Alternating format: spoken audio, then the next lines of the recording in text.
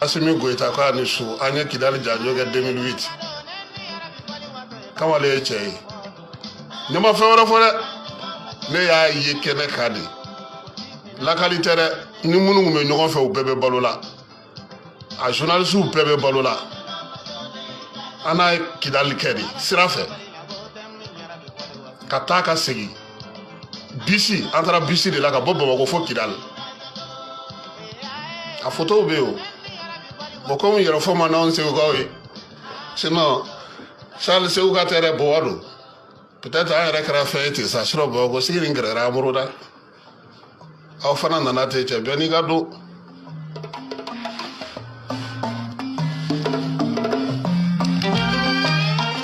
Mali anga dugoke do mena dugsa je kanu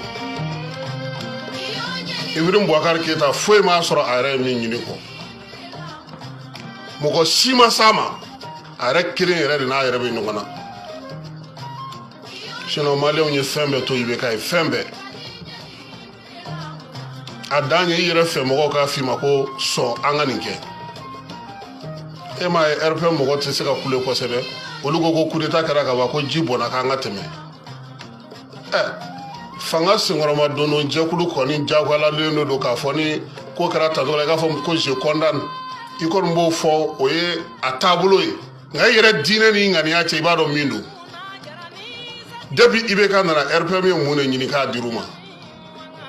ay jarasuba ta koko ke wa aka cheboy akwa to fe ay mo wata ka siga okuna de pa sigira aw ma lafia aw sima la aw alo aw sima lafia ay premier ministre ni na fama soro ko do ka sanu ko do era ko leta en labe nani a dogo kun fly ni ame baba ka ma ku men ni mbora koron ni mbora jabana chamangela kanadi e ma duguma bi oh mim fly nyamani Mali force spéciale munu me mopti marala o nyamadi lu ntaro na hakli bala diko de lagata Mali sorasi keme ani biduru no fe Kidal utume emen labulo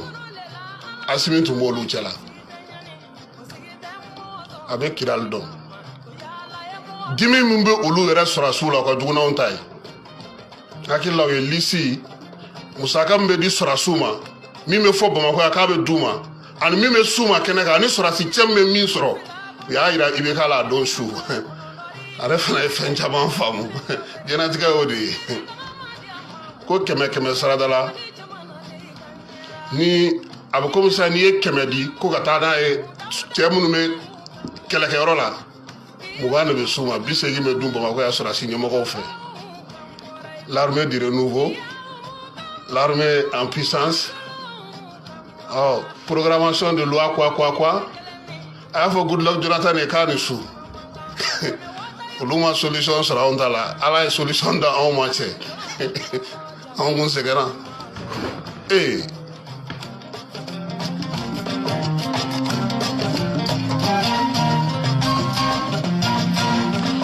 Colonel Assimi ala de ye muni ye fangandara ki ke o ka nyamai force spéciale o nyamaya ba bulo mopti marala wa joro boyana kosebe kudeta ko ina ni ndale no aleka o colonel Malik Diawye kulukoro mara sora suga région militaire o nyamaya ale ni be faka fama dra foko dra ko katika nyamo o Malik Diawye ale doni no kosebe chedon sone no ale de coordination nge ça dit anga bere rouge wele anga bere blanc wele anga kledu kasim no wele ale olu barake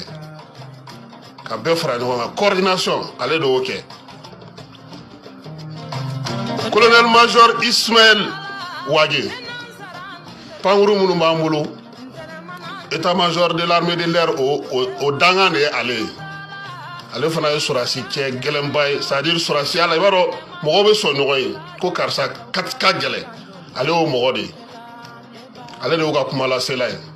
abe to abkame yunu kala ne no de way baro ka foku mana o mako ngu ku fere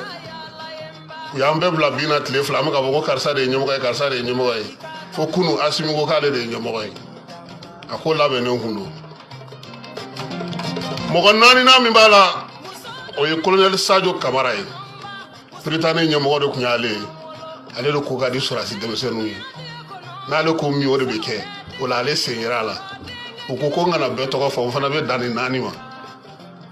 ko bɛ ninnu de bolo polisiw b'a la gardiw b'a la sapeur pompiers b'a la eaux et forêts b'a la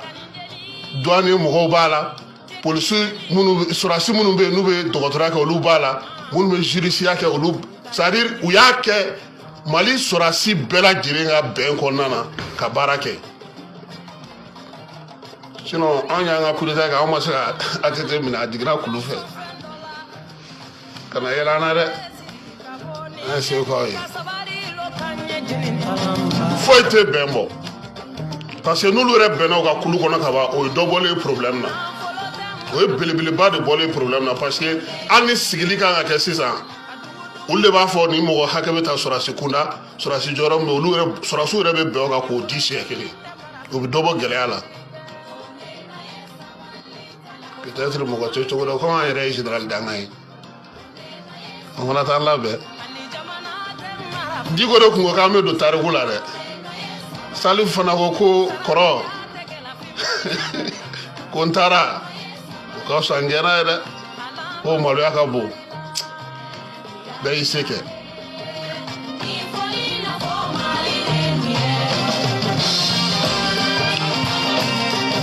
Colonel Assimi an y'a fɔ ɲɛna ko 2002 minnu tun bɛ Tesalit ni MLA tun y'u minɛ a tun bɛ olu cɛma Mamudu Diko ale ka wulikajɔ de senfɛ Tenza kɛlɛ bannen ale taara a nɔfɛ ka na n'a ye 2013 ka bɔ Gao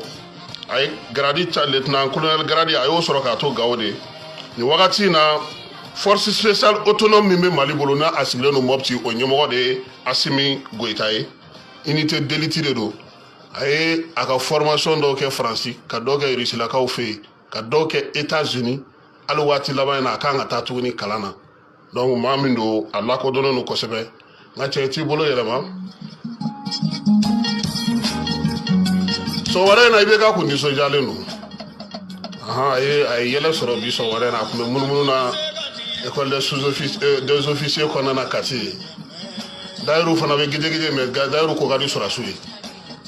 halisa Dayiru ko ka di sɔrɔdasiw ye u yɛrɛ ale yɛrɛ ka ko gɛlɛyara u bolo tellement que c'est à dire ne tɛ se k'a ɲɛ jɔ Buwale na ko n b'a minɛ quoi ou bien n'a fɔra ko Keba ka na ne nɔfɛ bonya b'u yɔrɔ trop quoi halisa a ka di sɔrɔdasiw ye quoi o mɔgɔw olu bɛ yen mais ils ont coup d'état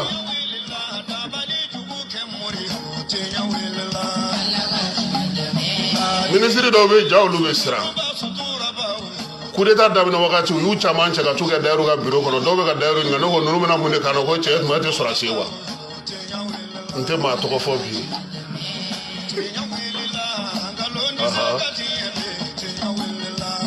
n'o tɛ dɔw ye kogo ta o état major la kɔni a fɔra ɲɛna ko na anw de tɛ i ka ɲɛmaaw don hakili sigi k'i sigi nɔ la maa si tɛ s'i ma nka ja ale bɛ pétrole ko de ɲɛnabɔ ale kun ɲɛna ko nin y'a ko daminɛlen sa o n'i tɛ ɲuman kɛ i bɛ siran dɛ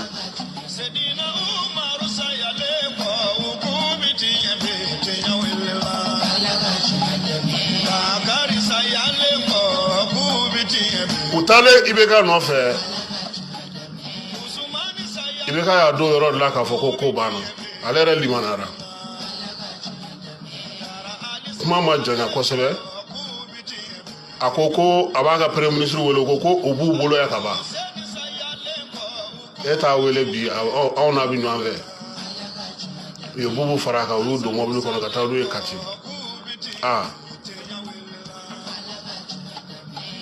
ji cira maa caman ɲɛ kan dɛ sɔrɔdasiw yɛrɛ caman ji cir'u ɲɛ kan ko kɛcogo yɛrɛ fɛ quoi mais min kun bɛ fɔ k'o bɛ kɛ sɔrɔdasiw ye n'o tun bɛ k'u ye o tɛ se ka nin kɛ min bɛ fɔ min kun bɛ ka fɔ k'o de bɛ ka kɛ sɔrɔdasiw ye o de bɛ ka di u ma n'o de kun don nin tɛ se ka kɛ tiɲɛ tɛ fan dɔ la ninnu kɔni an bɛ min f'u ye u ko u bɛna furancɛ fanga min sigi k'u bɛna di civiliw ma an bɛ dugawu k'u ye k'u jija a kana kɛ anw ta ɲɔgɔnna ye mɔgɔw de wariw yɛlɛla anw kan ye anw yɛrɛ de b'a karila ɲɔgɔn na a kuma cayara u k'u jija fana u yɛrɛ ye bataki dɔ kɛ bi k'a fɔ ko mɔgɔ o mɔgɔ mana se mɔgɔ ma ko olu de ko kana wari minɛ ko nkalon don u ma mɔgɔ ci u ma mɔgɔ bila la u ma maa si bila i ka taa dɔrɔmɛ kelen minɛ mɔgɔ si fɛ opérateur économique fɛ bɛɛ k'i ka baara kɛ mɔgɔ o mɔgɔ bɛ yen n'i bɛ se k'i ka baara kɛ k'i ka baara kɛ faso yɛrɛ kan ka se ka dɛmɛ min ta ka ɲɛsin ma i ka baara hukumu kɔnɔna na u y'o layidu fana ta k'u b'o fana kɛ pour que baara si kana jɔ parce que ni degun cayara ka fɛnw caya a bɛ tila ka na yɛlɛma olu de k'a fɔ a ye coup d'état kɛ i bɛ ka yɛrɛ ka diini kana fisaya n'aw ye donc u b'a fɛ bɛɛ ka baara kɛ tiɲɛ ni tilennenya kan wa règlement intérieur ye kati dɛ heure bɛ heure la e tɛ dɔwɛrɛ ye kini dunna kɔ i bɛ mun ɲini nin heure la an bɛ t'i bila kaso la nka tigɛ ko anw da ɲɔgɔn na anw ta in ye mɔgɔ caman sɔn hakili la ko ye bon ninnu fana kalannen don u caman ye colonɛliw ni généraliw fɛnw bɔn i tɛ baɲaŋɛ lajɛ an kana ɲinɛ a kɔ